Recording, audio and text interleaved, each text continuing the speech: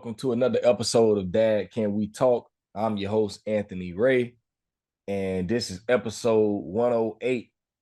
So we 8 episodes past 100, man. So uh y'all know me, it was a big goal to get to episode 100, but I am not stopping there. I'm trying to get to episode 200, so um yeah, I'm continuing to keep it pushing. I need for everyone that supports the podcast, go to Dad Can We Talk on YouTube, type it in your search bar and it will come up. I need y'all to subscribe to the channel. That's the greatest way to help Dad Can We Talk grow as a podcast. And it's the greatest way to support these dads. If you listen to any of these stories from the dads on the podcast, leave comments, reach out to them. I always say the biggest thing I think for dads is appreciation. Let dads know that they're doing well, let them know that they're doing good, give them constructive criticism. I think that's always a good thing for us also to know where and how we can get better. So we're always open to comments, leave reviews, all of that. All of that helps this podcast and it helps other dads. One thing I will say, I have had some women reach out to me after certain podcasts, and y'all have these certain grievances with these dads. That's really not my place. And for all the women that have reached out in that way, I have let y'all, they'll tell you, I tell them that it's not my place. Y'all have a grievance with the dad, go and let them know. This podcast, I give dads the opportunity to speak for themselves and get their own story out there. So that's what I'm gonna continue to do. If you don't like it, yeah, I can't do too much about that. But I'm gonna give men an opportunity to speak for themselves. And that's what this podcast is about. That's what it's always been about, and that's what it's gonna continue to be about. So I just had to get that out, put that out there. Yeah, man. So also if y'all can go to Apple Podcasts, go to Spotify, wherever it is that you get podcasts from, like the subscribe to the podcast there. If you can, go to Facebook, Instagram, follow there. And if you can, if you don't want to go to any of that stuff, go to dadcanwetalk.com. You can find the podcast there also. Everything is streaming, the YouTube, the audio podcast, everything is there at dadcanwetalk.com. So yeah, without further ado, man. So today I'm here with a brother that reached out to me some months ago, and I've been waiting to get him on the podcast. From what I've seen, from following him on social media, man, he's really serious about this business stuff, man. So I've been following him for a few months now. I love what he's doing. When he reached out to me, he told me some things about what he had going on, and I was like, yeah, I gotta get bro on here. I gotta hear his story. I had a couple of other people that I know that said that they did know him, and they were like, yeah, definitely has a story. So, man, y'all listen. I y'all know me. I just love to hear stories. So I'm ready for this one right here. And I want to introduce to the show my man Eric Harris. How you doing, bro? I'm doing great, man. Nice to meet you, man. Thank you for having me on.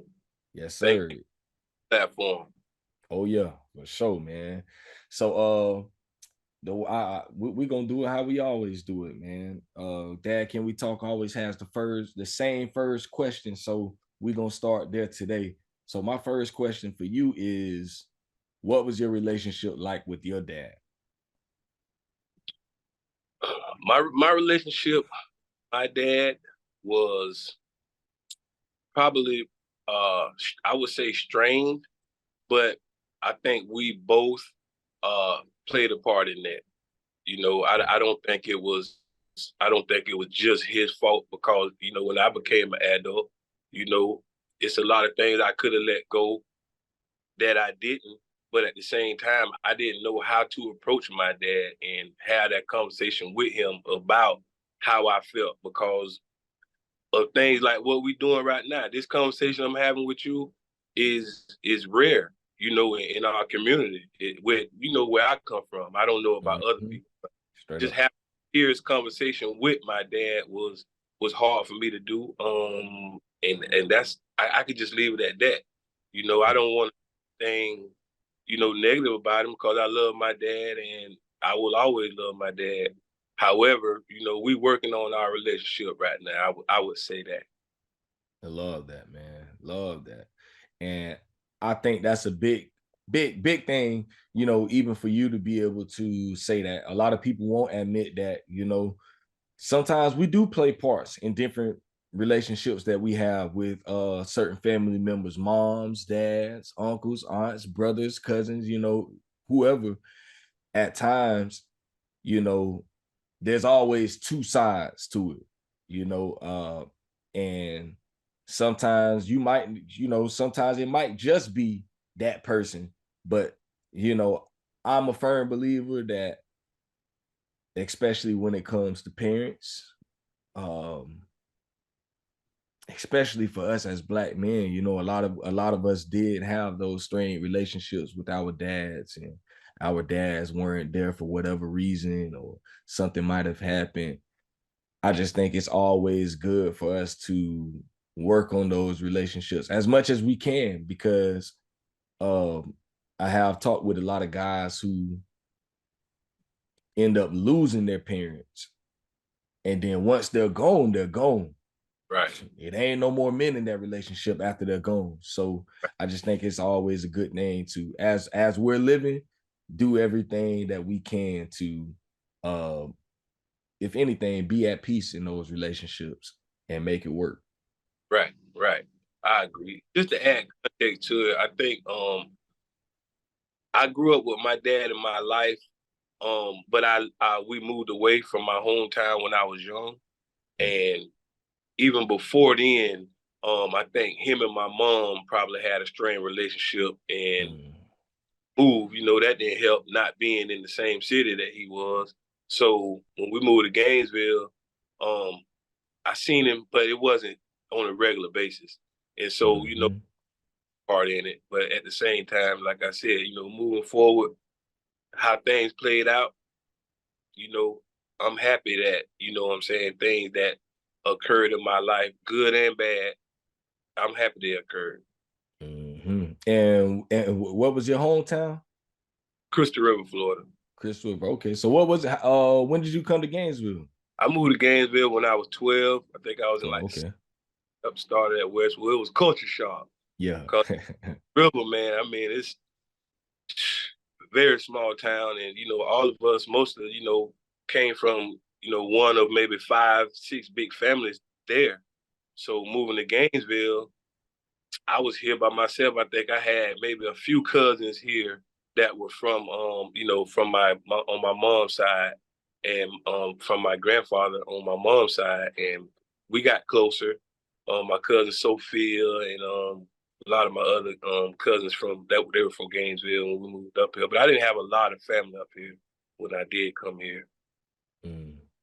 Okay, okay, okay. So what was it like growing up in your household? What, like what were some of the highlights for you, growing up? How was it growing up in your household? What made you into the man that you are today? I would say once I seen how it was with other families. Like my family, my mom, she didn't have, a lot of stability once we came to Gainesville. But back home, a lot of my family members did. And, I look back on that, how my grandmother raised her kids and, my other family members, had good things going on in their life. And I want to model not only, my life in Gainesville after what I seen, I would put it like what you see on the Cosby Show. You got Mm. a family that's built on a solid foundation. Um, when I moved to Gainesville, it was just the opposite. So how it was in my household, I had to become the man at an early age, and Mm. start once we got here. And the highlights, I think were when we did things like we came to Gainesville, we had like the heat wave on the weekends, Yeah. let us sing and rap, go to the neighborhood, get on the stage, and they did things like that a lot, and that was I couldn't wait till the weekends around Gainesville, man.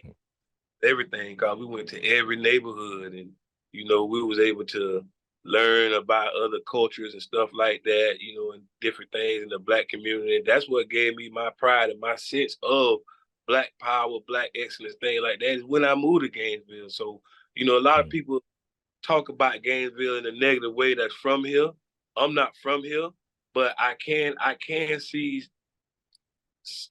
the bright parts of my life came from here. As Mm. far as learning, what I'm saying, cultures and what I'm saying, different things like that. Yeah, And I no, that's those real. waves, those heat waves, that was everything to us, back then when we were kids. That's kind of where it started at, and even with Rodney Long and Wayne Fields, people like that, they had the radio station.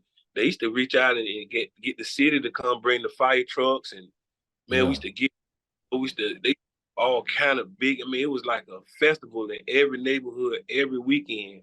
I think it kept a lot of violence down. It kept a lot of us from getting in trouble. So that I would say like every weekend, and then sports, of course. I loved football and stuff like that. So that was one of my main things in sports, and then just being around people, that like the same things I like as far as like we did music and stuff like that. A lot of music was going on back then in the city. Yes, sir. Yes, sir. Man, and so you grew up on Lake Road, right? Yep. Yep. Lake Road. Okay. Shout out to Lake Road. Dope, dope, MD, man, Joe McCree, yo, hey. Yeah. Yeah. Yeah. So who were some of the other, other guys? I know your dad wasn't there at the time. A lot of times when you were growing up. So who are some other men that you would say that maybe were some good role models for you or other mentors in the community that you looked up to? Um, Again, I grew up watching people like Elo, Eric Mm, Lopez, yeah. Shout out to Elo. yeah, Wayne Fields, um, Rodney Long, Kip Hayes, Shout out to Big Kip. a lot of those guys like that, they had names in the community. Even Kevin Lionel, you know what I'm saying? Kevin Lionel. Okay. We call it whatever the last name is, but Kevin Lionel, that was our hero, man. Guys like that, because that's what we looked up to. You know what I'm saying? We felt like, one day that's how we wanted to be when we grew up.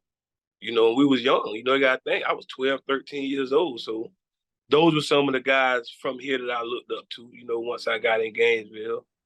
Back home, I had an uncle, he's a fireman, my Uncle Sterling. And a lot of the business people in the community around Crystal River, the Copelands and, even my family, the Whaleys, the Watkins and stuff like that, they were, the McKinnons, they are business people in that community. And those are the people I looked up to, my family members that, made those type of moves and stuff like that so that, they could kind of have, carry on to create generational wealth for us and, the other people. Yes, yeah, man. So, yeah, some of the names you called out, man. Definitely a lot of respect around it. That's really what's up, man, for real. And so, how would you say that those relationships, that relationship with your dad and the relationships that you had with the other men that you looked up to and stuff like that, how would you say that those relationships, especially the one with your dad, influence the way that you now parent your own children? Well,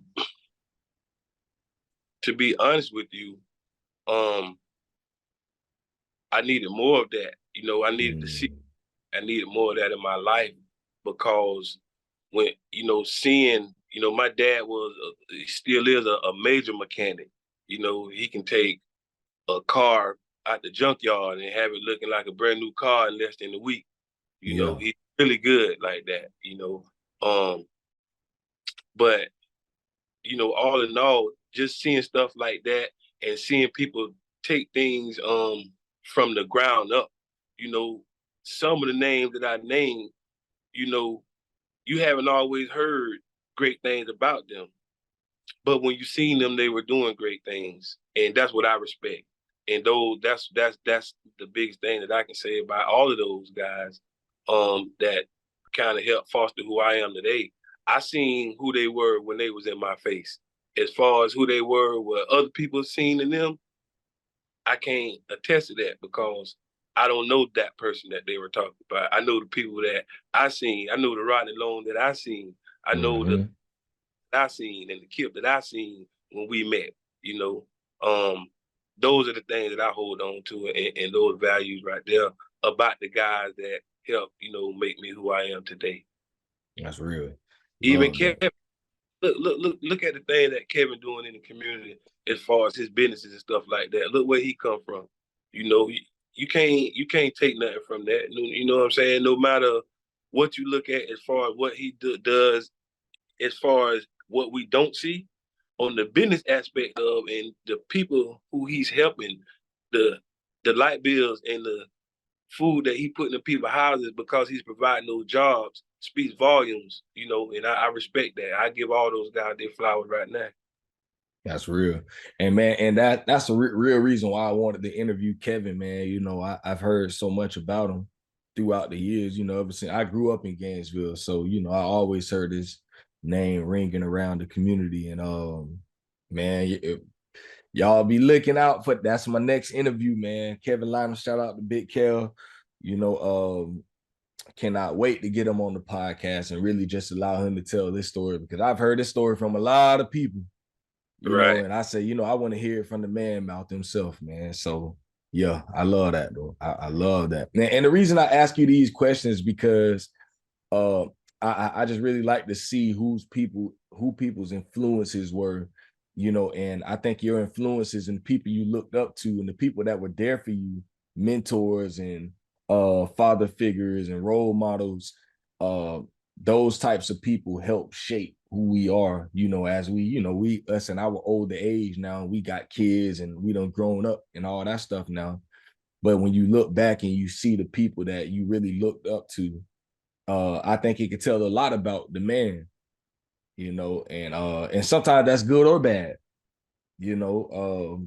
Sometimes those influences can lead you down a different path, um, and sometimes, so I think it's just good to um hear and understand, people's influences and where they came from and all those names you named. There's no wonder why, you're a businessman and that's what you do, and you big on entrepreneurship and all of that. So that ain't no surprise to me after hearing all those names. But I wanted to ask you this, man. I was listening to one of your older interviews and I heard you saying something about how you dropped out of high school. And I want you to talk about how dropping out of school affected you in your earlier life. Actually, I was kicked out of school in the Oh, first couple of weeks of my 10th grade year. Me and one of my friends, we got into a fight with another group of guys at a football game.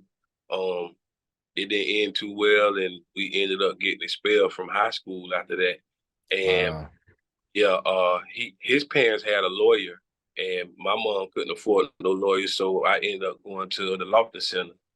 And even before then, I mean, to be honest with you, yes, I had those influences in my life when I was young, but by the time I got to Gainesville, the biggest influence in my life, he was more of an influence to me than any of those. And, he taught me how to steal cars and change serial Mm, number, rob and sell dope.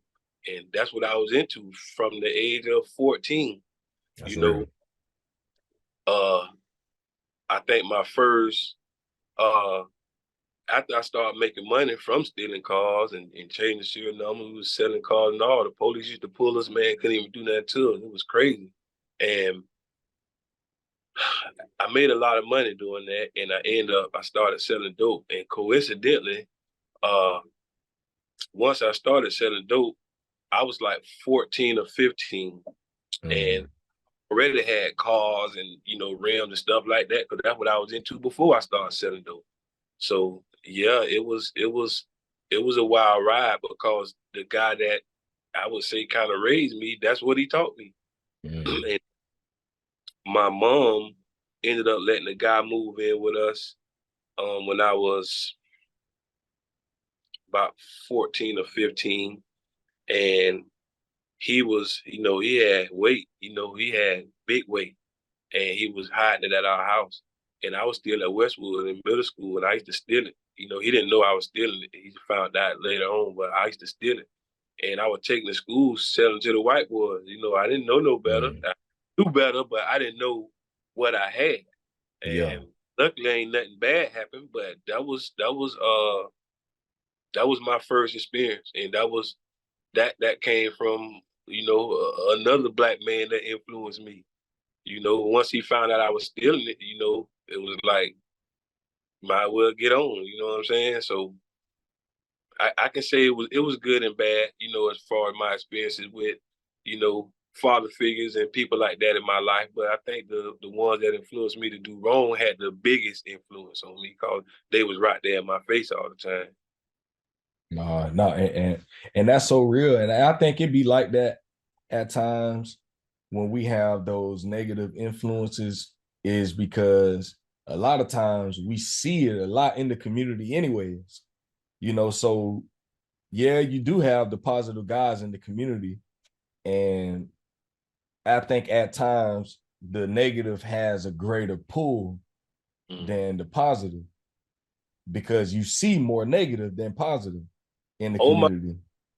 on my interview, that old one that I did at my store in Ocala, I talked about back in the days, a lot of guys used to, a lot of the older guys, they like, see us on the corner, they would know we were doing our thing, and they would be like, man, you making money in the streets, but if you can sell crack, you can sell cars. And just like I said in my other interview, we didn't have a lot of people teaching us how to sell cars. You know what I'm saying? We had all our influences on the other end of the spectrum.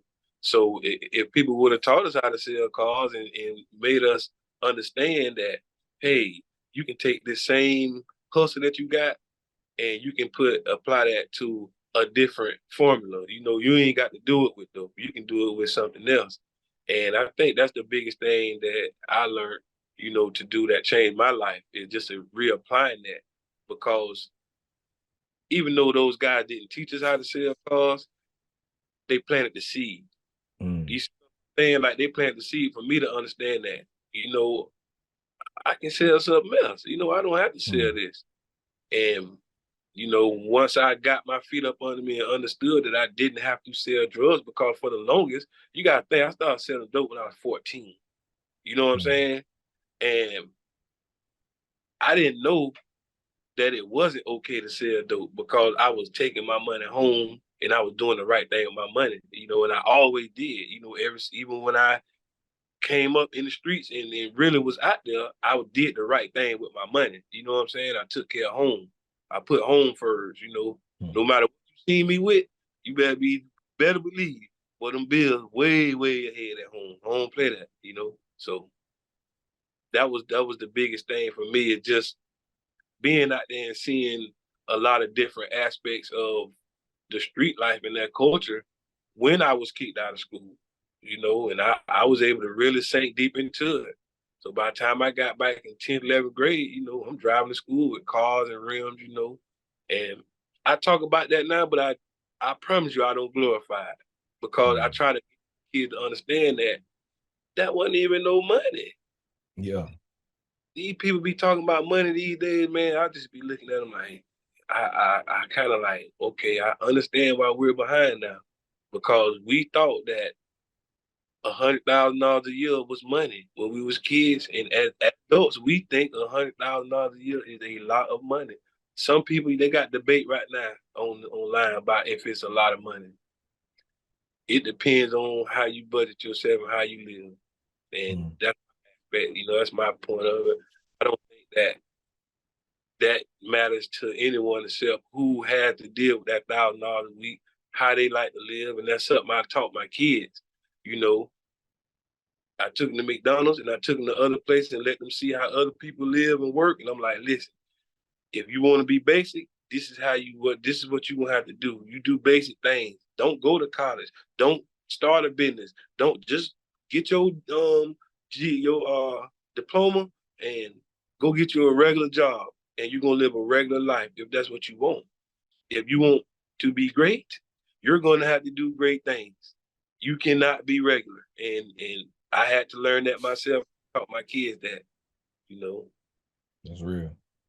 No, that right there is real. Y'all listen, the man giving free game. I always said he giving game for the free 99. So you either gonna take heed or you ain't. But so so you did a little time. So you did a little time behind the wall. Yep, I did too. Yep, I went to prison. And what age were you at that time? I was 99. I was 20. I think I was 22. Okay, so 22. So, you know, after doing that time, and I know for there, when you went in, you were saying, you know, you did your business plan and all that, and you were just trying to really get yourself prepared to come back into the world and really do something positive for yourself. But what would you say, you know, like now that you know you did that time, you came out, you had your business plan, you started doing your business stuff.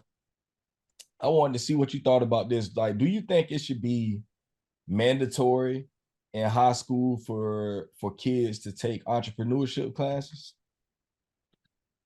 I would say start off with life skills and find out what I teach with like on Black Facebook and things like that.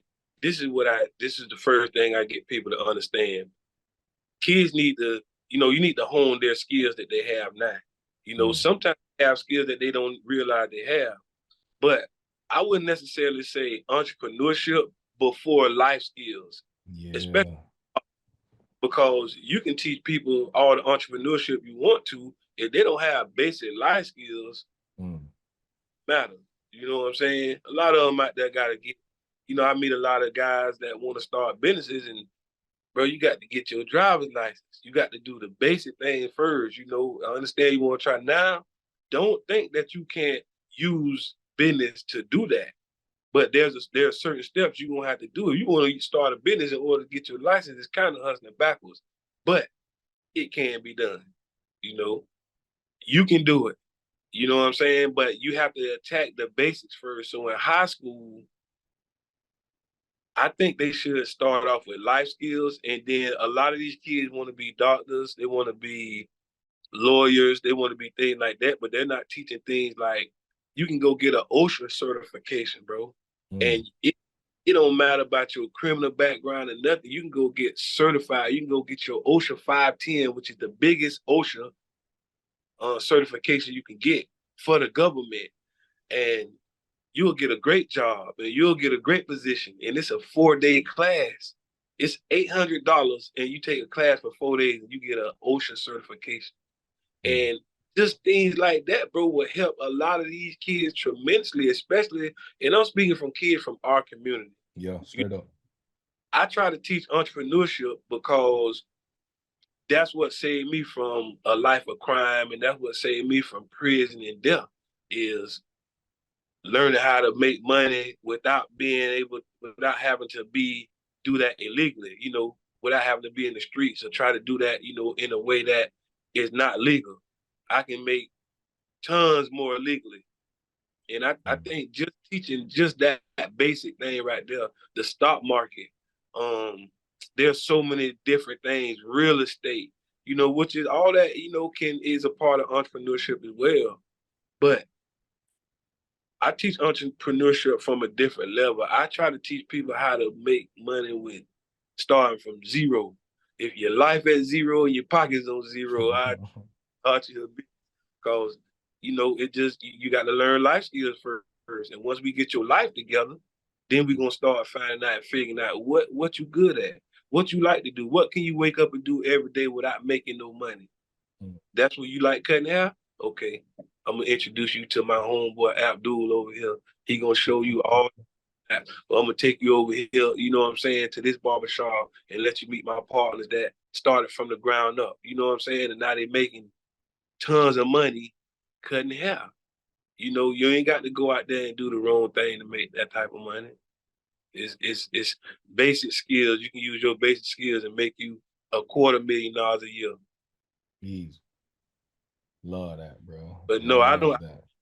push if the kids want it, I think they should push it.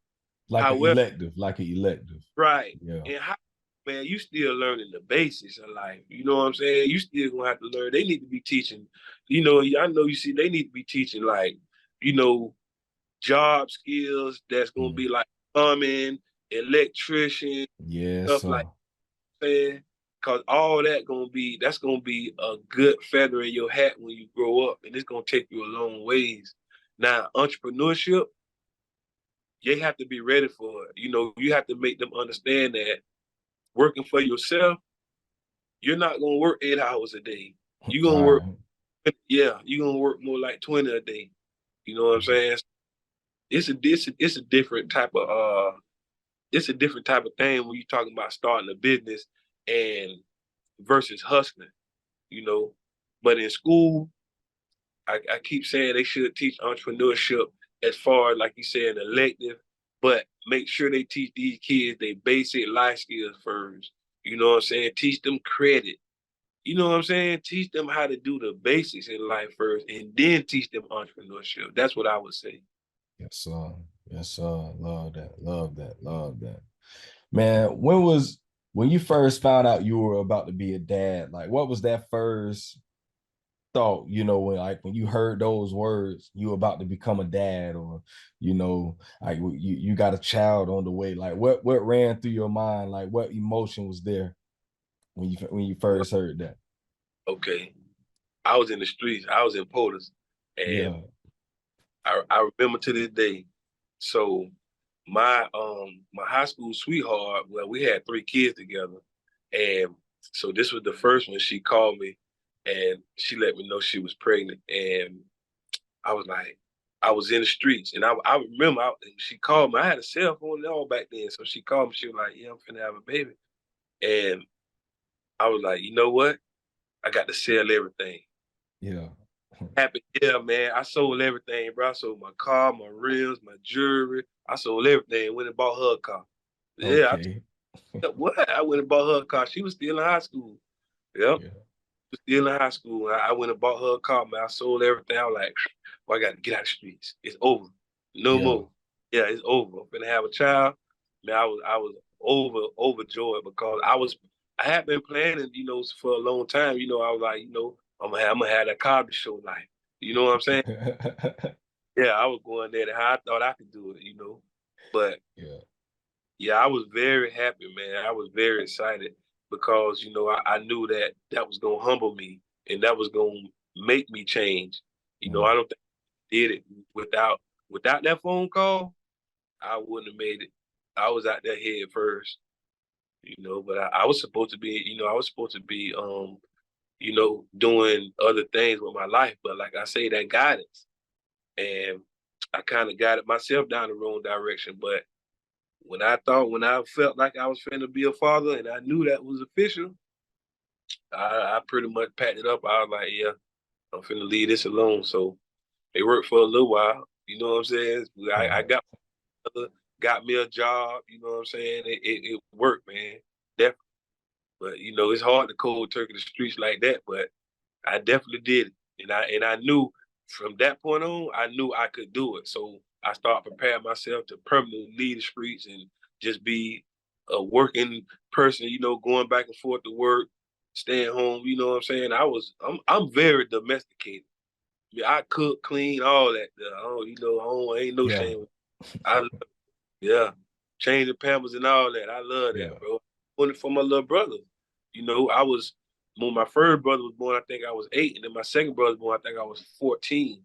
So I was like his daddy, the one that was when I was born. When I was my little brother Dante, when he was born, I was like his daddy. So I took him everywhere with me, man. I was supposed to be in high school, but I had to got kicked out by then. So he was everywhere with me, like he was my son once he started walking. So I was ready to be a daddy when my kid's mom called me and told me that she was pregnant. Yes, man. And see, I love stories like that because I always tell people, I talk with young guys. I'm like, man, listen, boy, if a child don't change your life, boy, I don't know if it's any hope for you. Definitely. Because I'm like, bro, if you can know that you got a child in this world, and that right there, just the thought of that, knowing that it's no longer you, it's no Right. longer just me no more. Right. Like I got a person dependent on me, like a little baby that can't do nothing for themselves is dependent Right. upon me. Right. And if that don't change you, bro, I don't know what else can. So I mean, outside of God, but I don't know, bro. Like that, like you say, well, my wife, for me, it was a different thing. I was married and everything, Right. when I first, when I found out my wife is about to have the baby. And even with me being married, it's still, like you said, something just clicked in my mind, like, okay, dang, bro, I got to grind. I was already Right. working, but I'm like, I got to work even harder now. Right. Right. Right. Yeah. Yeah. Like, yeah, I can't play around no more. Like, bro, it's it. And then when that baby came and I held my baby for the first time, man, the most life-changing thing I think I've ever experienced in my life. The first Yeah. time I held my daughter in my hands and looked at her in her face and seen them eyes, bro, I was like, boy, it's over. It's a Yeah. wrap. And especially with having girls, and what you got, two girls, right? No, bro. I got two girls from my ex-wife. Um, Okay. with my high school sweetheart. I got two girls and a son. And I got two other kids. I have a daughter in Atlanta named Tierica. Okay. She and I have a daughter in Ocala named Kamora. She's 6. And then I just had twins. Ooh. It's bro, boy and a girl. Legend and the Mari. Yep. Ooh. But yeah, So but all together, that's what, four girls? yep, Four. Ooh. Yes, sir. Boy, you yep, really in there. yep. So No, it's five. It's five. It's five. yeah, 5 girls and 2 boys. Sheesh. Yep. Man, these two I have, bro, boy, them two girls, boy, oh boy. Them jokers, they the ones that really, really, really keep me on my toes. Right. Now, my son be about making me want to bam him on his head sometime. But so what's the ages of all of them, of all your kids? My oldest, the age of 27. Okay. She and I got a 1-year old granddaughter from what the Mila just turned 2. I got a 2-year old granddaughter from my oldest daughter. She's 27. She, Yep. Her sister Ariana is 25. Little Eric is 24. So those three are from my ex-wife. Well, I had them when I was really young. yeah. And my daughter Tierica, she's 18. Well, she just turned 19 in March. Kamora 6. And then my twins, they'll be one on May the 10th. And we're having a party for them, man. They a boy and a girl. Yeah. Yeah, Okay, so you deep in the game. You 27 years in this fatherhood game. Well, oh man, love it, man. Keep me grounded though, man. A lot of people like, man, how you gonna have more kids? I be like, listen, man, if I didn't, man, I'd go crazy. yeah. Up, man, and seeing the kids, man, and living that type of lifestyle. I'm I'm a father. I mean, I'm a father to the fullest, bro. Like I love being around them and being with them. You know what I'm saying? In the times that I can't, and the times I couldn't, oh man, I was sick, bro. I All was sick. right. You know, and I think a lot of women don't understand that. Some of us can't function without our kids. At least knowing that they're okay, talking to them every day and stuff like that. Um, a lot of us can't. You know, a lot of men, man, we feel just like even though women gave birth, and I don't take nothing from that. I don't take nothing from a woman that, gave birth to a child and y'all have that bond because you gave birth to that child. But you have men that we have that same connection, that same love, just like we gave birth to them kids. Damn. Like we like they hurt, we hurt. If they cry, we cry. We like very bonded. So imagine having that type of love for your child and not being able to see them or not being them for a period of time. Imagine if a woman went through that. Imagine if a woman couldn't see her child for a months or years or like weeks. They'll lose their mind. You know what I'm saying? But that's it's like torture, bro. But yeah, man, I love all mine, bro. You know, people like, you gonna have some more, you gonna have some more. I said, man, listen, that's yet to be determined, man. You know, hey, yet to be determined. I mean, but all jokes aside, though, you have to be stable, and I'm stable now. I can do it the right way now. I can say in the past, I wasn't able to do it the right way, and I was in the streets most of that. I was in the streets most of that time. And even when I, wasn't in the streets, I had a business, and just like I just said, with a business, you work 20 hours a day. So both of those kind of took time away from me and my kids, you know what I'm saying? So now I can do it the right way. I have time, I have money, I have things that I can do that I couldn't do back when I was a younger father. Now I can do it the right way. And trust me, I love this life, man. I love it, bro. I wouldn't change it for nothing, man. People be like, man, the prime of their life. Well, you gotta think, bro. I got custody of my kids, my 3 kids that I raised by myself. I got custody of them when I was 30 years old. So my whole 30 to 40, I was raising kids by myself, bro. 2 girls.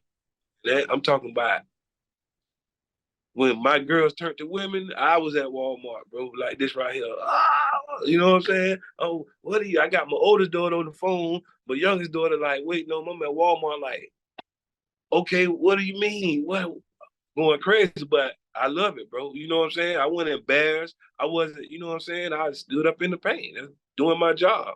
And I don't need no megaphone, and I don't need no pat on the back or flowers for doing my job.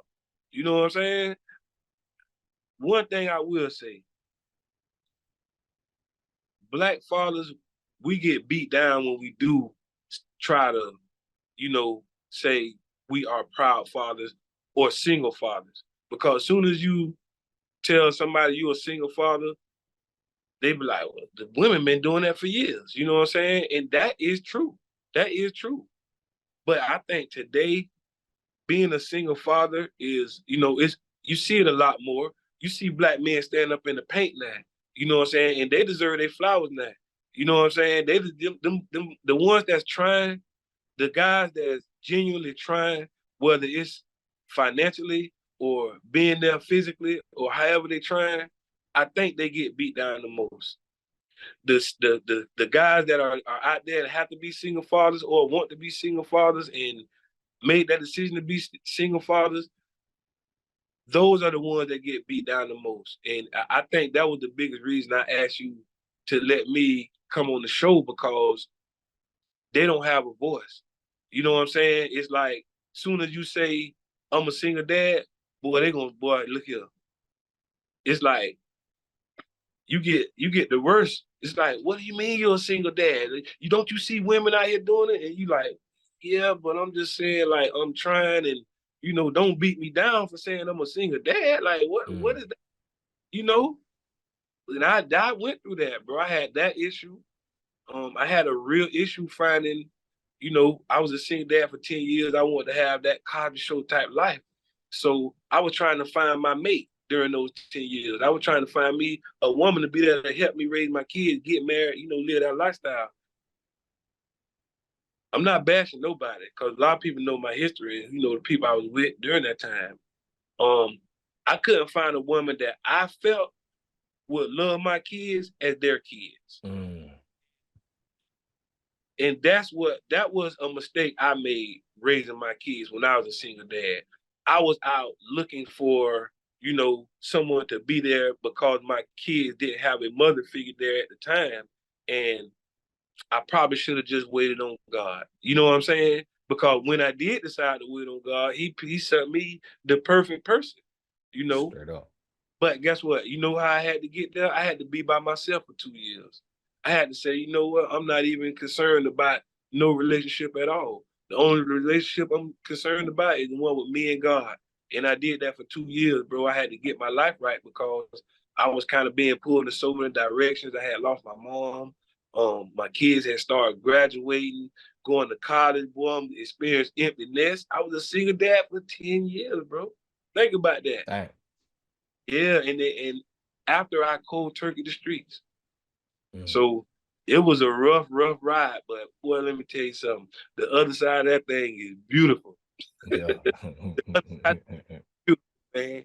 Yeah. Love that, bro. And you said so many important things in that, and that was gonna be, you already answered one of my questions. I was gonna ask you about that, like about being a single dad and stuff. And I think at times, like you say, women will say that type of stuff. And I just don't think that men that take care of their children like that don't get the assistance. And not saying that men even be looking for some of this stuff sometimes, but just in general, I don't think single dads get the assistance, the admiration, um any of that type of stuff that single moms get at times.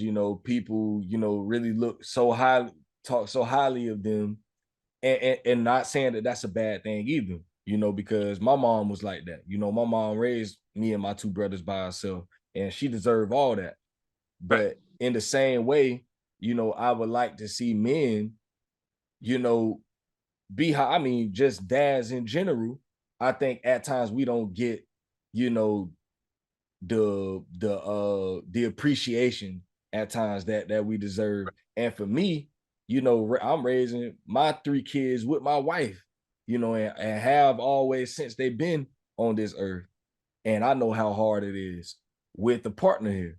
And so Right. my thing is a single mom or dad that's raising children by themselves deserves so much, because I'm like, I'm just looking from a parent standpoint, bro. It's hard. It is. It ain't nothing easy about it. It ain't nothing, of course you're gonna do what you got to do, Right. as Right. a Right. parent. But it's like, to say that it's easy, nah, it's difficult at times when when you going through your own personal stuff in life, and Right. I know I got my wife I can lean on, at Right. night when I need somebody to talk to, I need a shoulder to lean on, Right. things ain't going right for me. I know I got somebody there.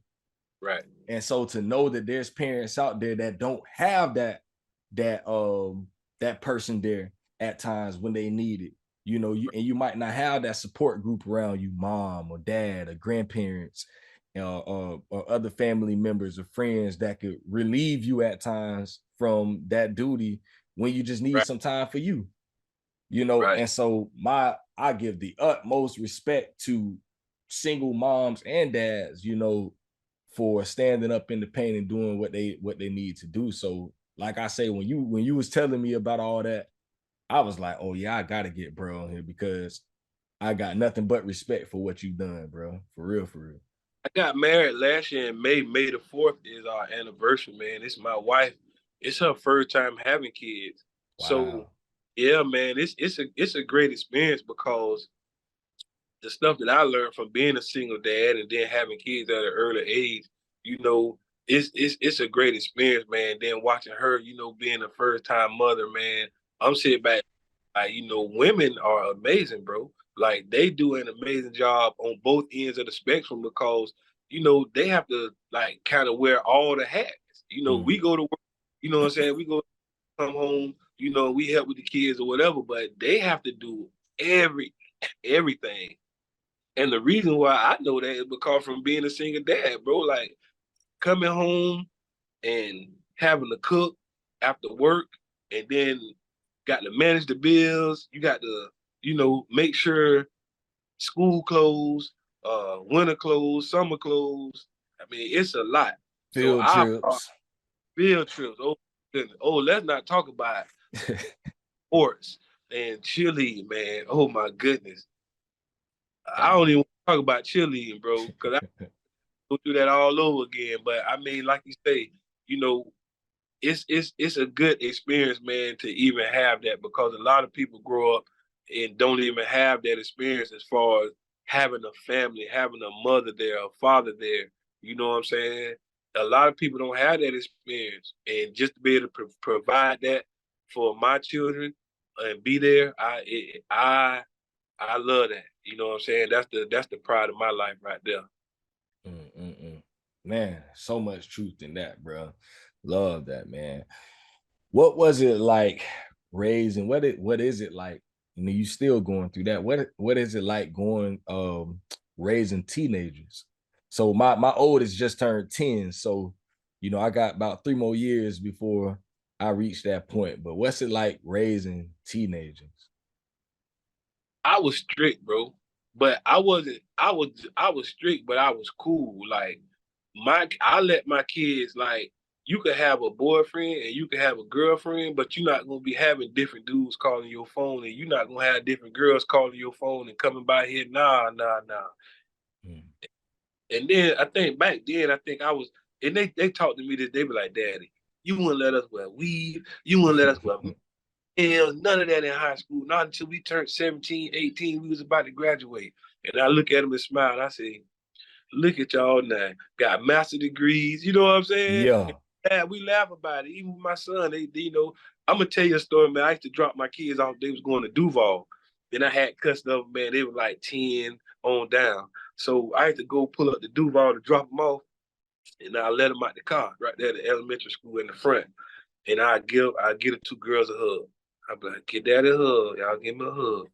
And I had got so many reports about little Eric. He just wouldn't do right. So I was like, little Eric, come here.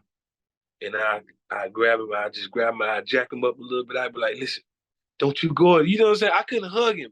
I couldn't do with him like that. I would tell him I love him, I would understand, but I couldn't be soft on him like I was with the girls, because with boys it's different.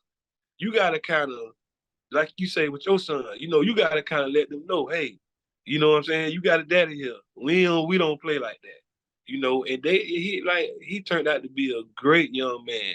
Um, I know, and he tell me all the time, he was like, Daddy, if you went hard on me back then, oh my goodness, man, you just don't know the stuff I like to get away with my mom and my grandma. Like, I used to just be doing so much, but he was like, with you, and he was like, to this day, he was like, man, listen, I appreciate that. My girls tell me now, they like, we appreciate you being hard on us, because if it wasn't for that, I feel like we would have been in the place we at, and that was my only job, and I wasn't overly like strict like that. But I didn't play nonsense. Yeah. You know already when you go to school. You know that when these people tell you what you're supposed to do in school, you know that they shouldn't have to call me and tell me that you're not doing that. And you know that it's gonna be an issue if they do. And I didn't really believe in spanking my kids. You know what I'm saying? But I'm gonna talk to you one time, and after I talk to you, it's gonna be a consequence if you do it again. That consequence is not got to be a whooping. It don't have to be a capital punishment. Cause you know what hurt them worse? Take that phone All or right. take something that they love. You got to see, but if you don't pay your kids no attention, how you gonna know what got their attention? So if you take something that they love, and don't just take it for a week, you got to make them feel that. And that's what I did. That's how I dealt out my punishment. I just sat back and I took the phone, I take that laptop, Yeah. I take the tablet, and guess what? You might not get it back till it's time for you to do a homework assignment, and then give it back, because I'm not playing with you, you know. And I raised them that way, to understand that this is for your own good. I was not no happy mean individual, like, oh no, you got to no, I was not like that. But I made them understand that I hate being strict on y'all. But when you grow up to become an adult, watch how you become somebody in life. Watch how successful you are. Because I'm not letting you stay out all times of night. I'm not letting you go to your friend's house because I don't know their parents. You know what I'm saying? And even if I do know their parents, I'm not letting you go over there without the proper supervision. You know, I think Straight we up. away from that these days. Raising teenagers is different these days. The influences in the internet and the stuff that I mean, my daughter, my 6-year-old, she was watching something on YouTube the other day, and I had to call him like, "Hey, I don't think you need to be watching that." And it was a kid, like a little kid show. Mm-hmm. Like, yeah, you got to pay attention to these kids, man. You got to pay attention to these kids. Man, and see, and that right there gives me a lot of encouragement because like you say, I'm pretty. I try to tone it down. Sometimes I'm pretty rough on all three of my babies, man, my girls and my boy. And but one thing I always tell them is, yeah, y'all mad with me right now, but when y'all get older, y'all gonna Right, appreciate me. right, Cause right now they just say, oh, Daddy, you only want to be mean to us and you hate us. And I'm like, man, y'all, whatever. Y'all saying that right now. But as you get older, you gonna understand I'm gonna be on your behind until the day I'm off this earth. And right, I have to be like this, right. and these jokers have been on punishment over here from electronics for like a whole month right now, bro. Whole month. That's what I'm And talking about. You can't. so Hey, you got a whole month, bro. straight up. Yeah. And I this weekend, you know, I was thinking about it. I said, you know what? I'm gonna let them. I'm gonna let them mess with it today. And when I told them, bro, you should have seen how happy they was. Oh my God, they so happy. They jump around, they dancing. And I say, but you see, if y'all follow directions, this could Yeah. be more often. But Right. one thing I'm not gonna do is let y'all just get on them all the time. I don't want that no more from y'all because I feel like, I don't want y'all to think you just gonna come home and go straight to electronics. No, we're Right. not doing that because y'all haven't been on them for a whole month now. So obviously there's other things that you can do. And Right. so I did that Saturday. Yesterday, I had a couple things to do. We went out, ran some errands, did a few things. We came back home. I said, hey, listen, if y'all clean this house, and when I say clean the house, y'all know what I mean. Everything. I want spotless, the rooms, the Right. bathroom, the kitchen, everything. Right. Man, I said, if y'all do that, I'm finna go in my room and take a nap. If I wake up Right. from my nap and it ain't how I want it to look, Right. forget it. Right. Man, bro, listen, I woke up, but this house ain't never been as spotless as it was yesterday. Oh goodness, that's crazy. and, and so I be on them like that, but like I always tell them, boy, y'all gonna appreciate me one day because I'm trying to teach y'all important things about life. Life ain't all about games and laptops and phones and all that. No, learn to clean up, They do had the that type of spot. stuff. Get them. They had the spot. Man, bro, listen, they don't wash the dishes, they don't clean the room, they don't clean the bath. Bro, ain't never looked that spotless ever. They let you know they know exactly what they doing. Exactly. Exactly. So I told him, now this Sunday, tomorrow, Monday, don't come home from school asking me about no games because I'm letting y'all know for the rest of the week, y'all ain't messing with nothing. We going back Right. to how it is. We ain't Right. playing no games. I Right. take you to the park, but as far as them phones and all that, we ain't doing that. And so sometimes I feel like, dang, they gonna hate me when they grow up. But Yeah. I felt like that. Even when now that they grown, a lot of times that I used to think about like how hard I was on them. But I see them taking trips, and man, I might call my kids. They might be in Brazil somewhere, bro. I'm like, where you yeah. at? Like what? But when stuff like that, man, taking trips and living life and being better than you were and than you ever could imagine. That's when you have that overwhelming feeling of joy, man. That's Mm. a feeling. Dang, boy. You got me excited a little bit here. But you see them, and what I'm talking about, man, bro. When my kids started getting them degrees, because I know what they faced, bro. They faced a very difficult time. You know, their mom was diagnosed with a brain disease called AVM, and you know that's why I got custody of them. I had custody of them before then, but during that process, when she got sick, and I had to kind of get them on a permanent basis, and I told them, I was like, listen, a lot of people use stuff like this to do the wrong thing and to justify doing the wrong thing. Oh, you know, this happened, so I had to, you know, I went crazy, I lost it. I say, but you have a group of people that use stuff like this for strength and encouragement, and they use it to do the right thing. And I said, y'all use this to do the right thing. Don't make it harder on me. Don't make it harder on your mom, because we get ready to have to go through enough. I need y'all to stand up on your own 2 feet and make us proud. And boy, when I tell you my kids did that, bro, hey, bro, they did that. They did that. They made and the whole time I had a lot of people like, they be trying to give me props for being a good, oh, man, you did that. And guess what I tell them? Well, my kids made it easy. Made that thing easy. For real. I mean, my kids made that whole stretch, that whole 10-year stretch, they made it easy, bro. I wasn't missing no clubs, I wasn't missing no streets, I wasn't missing nothing. I didn't care about nobody talking about me or anything like that. I was no embarrassment whatsoever. I had to went me, hey. And that's what make you the man you are today, bro, because all your motivation come from your family. You know, anybody that know me, they know that about me. My motivation come from my kids and my family. You know, that's where my get up and go, drive hours and work for hours and hours and hours a day. I know I got something home waiting on me, and that's what I'm doing it for. That's real. Love that, bro.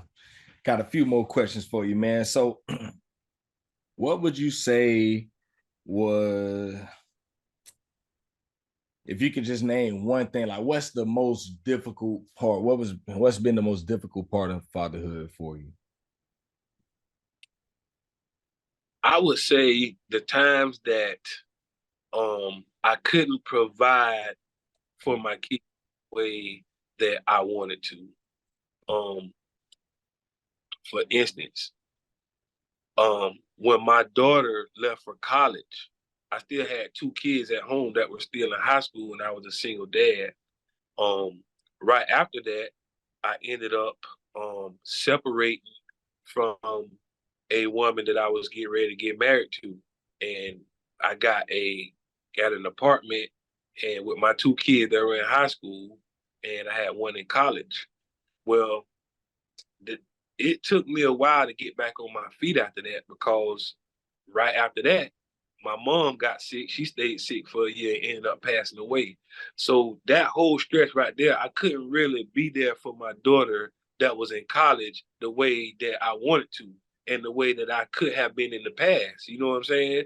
So what happened was, a couple years went by to where my daughter was in college up there at FAMU, and I was just in a bad situation at home where I had all these bills on me. My mom had just died, and I couldn't provide the way that I wanted to for my daughter that was in college. And then, you know, just at home, you know, things started getting dicey, because as a single dad, especially coming from the streets, I didn't have a lot of resources, you know what I'm saying? If any, you know, my resources was, I was selling CDs and DVDs.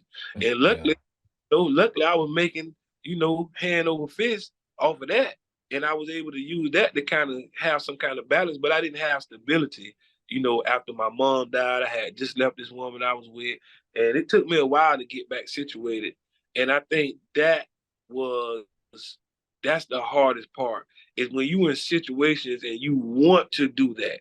You want to, you know, give your kids money hand over fist and take them to Disney World and, you know, buy them cars and do all these glorious things for them, pay their college tuition. You know what I'm saying? When you're in a position that you can't do that, that's a very hard thing. But what you have to know is, a lot of times that is setting it up to where you're gonna be in position to do something that those kids can't even see at those times. That's that growing stage. That's that stage where, it's not gonna always be peaches and cream. But guess what? On the other side of the fence, when she got ready to graduate from FAMU, I was able to hand her some cash. I was able to say, okay, I'm straight now. You know what I'm saying? And I think just that, yeah, that whole period of time was rough for me because I didn't have a solid foundation, you know what I'm saying, before that. And then once I lost my mom and had to go through that whole thing, it was like I'm taking care of my mom. She was sick for a year. I'm a single dad. My mom in Crystal River, she's sick on her deathbed, bro. I got my kids up here, so I'm kind of like leaving them, going to high. I gotta go in the morning. I gotta get up, get them to school. You know what I'm saying? Have them in school. When I drop them off, I gotta go back down here, take care of my mom, help with my brother, help with her bills. You know what I'm saying? Me and my brother trying to help with her. Then come back up here 2, 3 o'clock to get them from school, bro. I mean, a lot of people they lose it. It because they love their kids and they want to provide for them and they want to be the best parent they can. But man, sometimes you're gonna get in a situation where you're gonna have to do what you have to do and what you can do. And it's just a testing of your faith. It's not gonna always be peaches and cream being a parent, no matter if you married, if you single, or what the situation is. It's gonna be situations that happen that you're just not gonna be able to handle, and you're gonna have to turn to God. And once I did that, I started getting back together. My business started coming back together. And I ended up getting some really good jobs, working for a nuclear plant and stuff like that. And I got myself together, man. But yeah, it was rough for me during that time. And that was the hardest part of being a parent, is the time that I couldn't do for my kids. Man, that's that real up, boy. Dang. Man, what's one area of parenting that you got like, going forward that you want to get better at? One area of parenting I want to get better at is adjusting. It's very hard having a business and balancing that time with family, or even work, period. You got a regular job, a 9 to 5, and you got a family at home. That's very difficult. So what I want to get better at is balancing that time. So, what I'm working on now is learning to make money and sleep. You know what I'm saying? Yes, sir. That's what I'm trying to learn how to make that money while I'm asleep. So when I'm awake, I can go take my family to the beach during the weekday. I'm on that. Yeah. I'm almost there. Yeah, I'm almost there. Yes, sir. Love that. Likewise, my brother. Man, last question here. If you could sit down like you and I are doing right now and talk with the 18-year-old version of Eric, knowing everything that you know right now, and you can look that young man in his face and give him one piece of advice going forward, what would you say to him?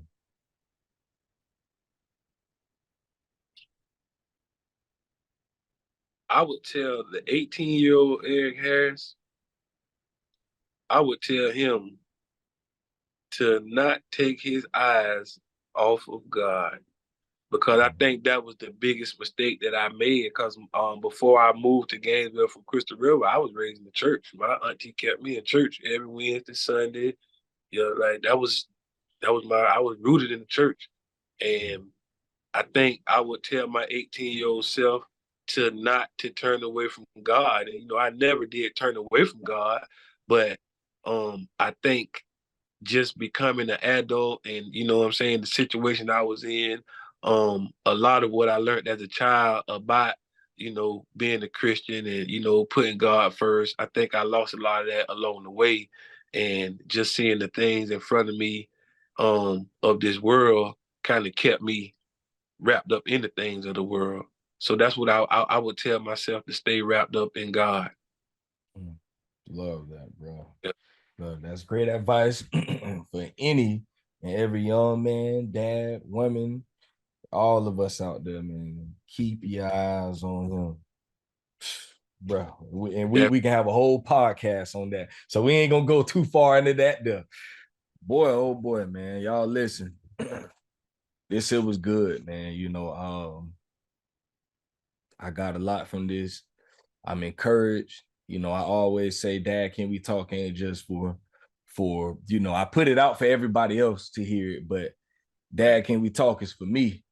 Right. Like I need this. Like I need these conversations because I ain't start Dad, can we talk? Because I'm some perfect dad and I got it all together and all like that ain't what this is. Dad, can we talk is for me because I Right. need to continue learning from other dads. And, I like to sit down and hear other people's perspectives and other people's experiences and stories because I'm trying to learn. Right. I can say that I learned a lot just listening to your story, and I'm encouraged now, to do better, because like I say, I ain't got it all together, and I'm just trying to get there, and along the way, I want to help some other brothers on my way to doing better. So man, I appreciate you, bro, for everything Yes. that you shared and your story. I encourage you to keep doing what you're doing, man. If nobody else don't see you, I see you, bro. I And appreciate it. yeah, I just want to encourage you to just keep on pushing forward, man, and continue to keep your eyes on Yah and know that he see you too. He ain't take his eyes off us.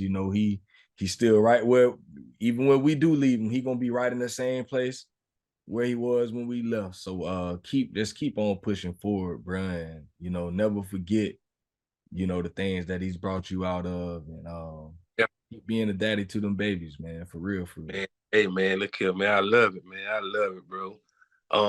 Can I shout out my websites? Oh yeah, do all that, man. Do all that. Uh, yeah, man. Y'all go visit blackfacebook.org. You can Google it, www.blackfacebook.org. Or if you're looking for clothes, shoes, I got all the latest apparel, shoes, clothes. You can go to www.atl352.com. ATL352.com. Y'all go in there and get any kind of shoes, any kind of apparel you want. That's raw. So yeah, man, y'all go find them websites, man. Uh, if y'all ain't get it, this gonna be it's recorded. Y'all can rewind it back. Go and visit my man websites. Anybody trying to start a business, or if you have a current business, blackfacebook.org. We're all about entrepreneurship. It's everything positive. We don't have no negativity. We don't have no negativity in our group whatsoever. It's all positive. It's all about black business and black excellence. Love that, bro. Love that, man. Appreciate it. So yeah, y'all go check my man out. Y'all go find him and spend some money with my man. I When you appreciate spend money with him, you are supporting fatherhood. You supporting black fatherhood. You supporting black business. And that's what we should be about, man. Really supporting each other and uplifting one another. So y'all go to my man websites, go do your due diligence, go seek him out, go find him on Facebook, go like all the Facebook groups he got, and participate, man. Participate. That's a big thing that we need to do in our community. So Eric, man, it was good talking to you today, bro. I And appreciate like I say, man, you keep on pushing, bro, for real. I'm gonna give you your flowers too, bro. You're doing a good job, man. I've definitely been following your work, man. Your platform is great, bro. You're gonna do great things. Anything I can do to help, let me know, man. Oh yeah, for sure, for sure. So yeah, man, y'all stay tuned to Dad Can We Talk, www.dadcanwetalk.com. You can find this episode and all other episodes streaming at that website. And yeah, man, y'all continue to keep it pushing out there. Love all y'all. And let's keep it going. It's Dad Can We Talk episode 108. And we out of here. Bang.